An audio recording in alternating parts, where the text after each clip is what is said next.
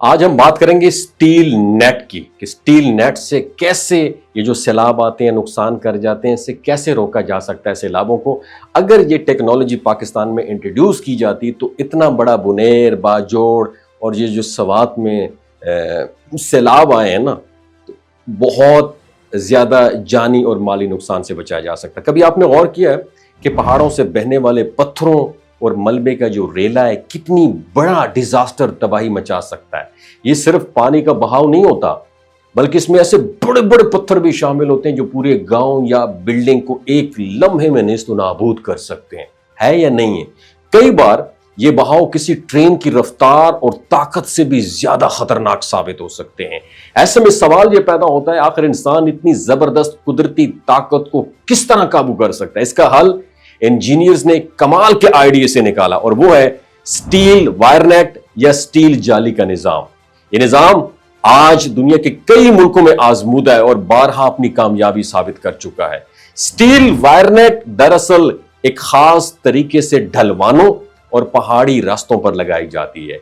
इसका काम है मलबे और पत्थरों के रेले को रोककर आहिस्ता आहिस्ता उसकी ताकत को कम करना है, ताकि नीचे रहने वाले लोगों और बस्तियों को नुकसान ना पहुंचे। और ये जाली जो है 3 सतहों पर काम करती है। सबसे जो पहली जाली होती है, ये सबसे ज्यादा मजबूत रखी जाती है ताकि जब पहाड़ से बड़े पत्थर नीचे गिरें तो उसी में स्टक होकर रह जाए।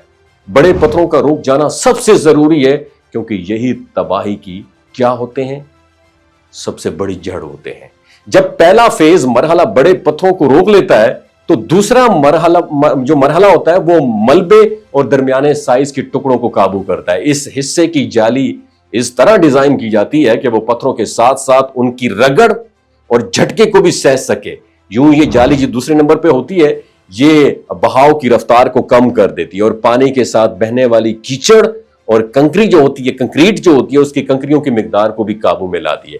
अब दोनों जाली के बाद तीसरी जाली का नंबर है, जो बाकी बचे हुए छोटे छोटे कंक्रीट या ज़रात होती है और कीचड़ को ये रोकती है, ताकि बहाव एक आम पानी के रेले की तरह बिल्कुल पुरसुकून हो जाए।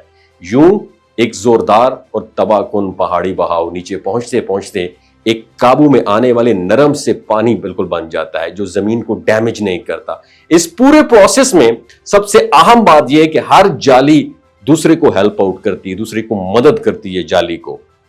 और पहले बड़े पत्थर रुकते हैं, फिर दरमियाने पत्थर रुकते हैं और आखिर में कीचड़ और छोटे ज़रात रुक जाते हैं। और यही वो तरतीब है जिसकी वजह से यह निज़ाम बेहद मुअस्सर साबित होता है। इस टेक्नोलॉजी की सबसे बड़ी खूबी यह है कि इसके बहुत ज़्यादा वसाइल या महंगी मशीनरी की भी ज़रूरत नहीं पड़ती। सिर्फ एक बड़ी खुदाई करने वाली मशीन या एक्सीवेटर ही काफ़ी होता है।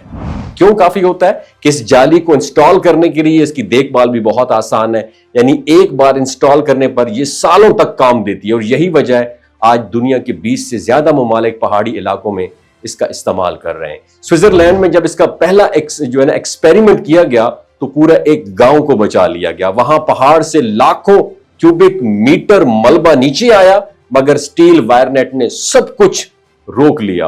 गांव के लोग हैरान थे कि किस तरह एक जाली ने उनकी बस्ती को बचा लिया। और बाद में ये सिस्टम, ये निजाम और भी कई मुकामात पर कामयाबी के साथ इंस्टॉल किया गया और हर बार उसने अपनी अफादियत भी साबित की। असल बात यह है कि तबाहकुन कुदरती आफात का मुकाबला करने के लिए सिर्फ मंसूबों और भारी बजट की जरूरत नहीं, बल्कि दुरुस्त सोच और अक्लमंदी सबसे अहम है। स्टील वायरनेट इस अक्ल की एक मिसाल है जो आज हजारों जिंदगी और घरों को महफूज बना रही है। अगर यह निजाम पहाड़ी इलाकों में मजीद जगहों पर भी इंस्टॉल किया जाए तो बेशुमार लोगों को मुस्तकबिल के खतरनाक मलबे के बहाव से बचाया जा सकता है। अगर यह टेक्नोलॉजी पाकिस्तान में भी लागू की जाए तो गिलगित बल्तिस्तान, खैबर पख्तूनख्वा और शुमाली इलाका जात जैसे खित्ते इससे सबसे ज्यादा मुस्तफीद हो सकते हैं।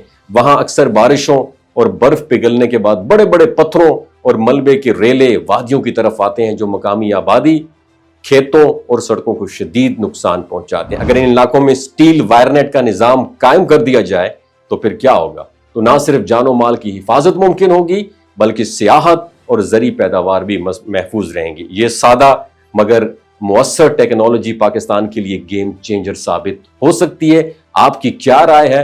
नीचे कमेंट सेक्शन में अपनी राय से जरूर आगाह कीजिएगा। اپنا بہت خیال رکھیے گا، اللہ حافظ۔ یہ جو گلگت بلتستان کے لوگ ہوتے ہیں نا، ان کی ایوریج عمر 90 سال سے بھی زیادہ ہوتی ہے۔ You know why? کیونکہ یہ لوگ شلجیت استعمال کرتے ہیں۔ شلجیت کے اندر 85 منرلز ہوتے ہیں۔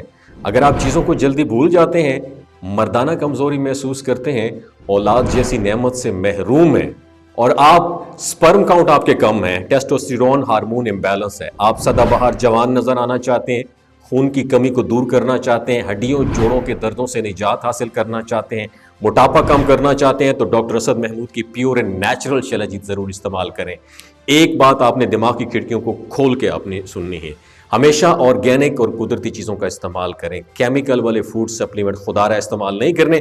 اگر آپ ڈاکٹر اسد محمود کی پیور اینڈ نیچرل شلجیت کو آرڈر کرنا چاہتے ہیں، نیچے دیے گئے نمبر پر واٹس ایپ کریں۔